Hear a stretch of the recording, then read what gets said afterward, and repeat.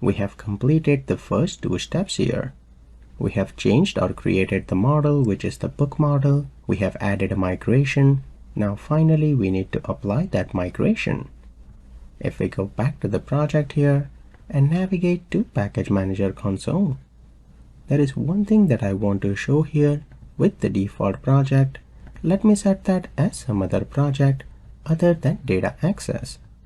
Even if I set that to the console project and run the command update database, I will get an error message. Could not load the assembly. If I change that to be web project and run that again, getting the same error message.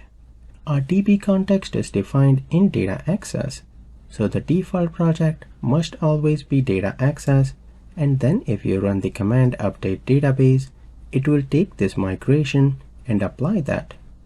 Now initially the database will not be created, so it will actually create the database first, and then it will generate SQL based on the migration here, and it will apply that to the database.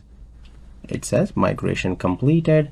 Let me switch back here, and in the database, let me refresh.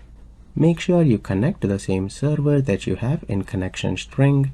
We have our database, and inside there we will have two tables.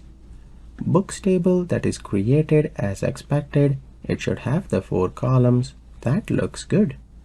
But on top of that, we have something called as EF migrations history. Let me walk you through on that table in the next video.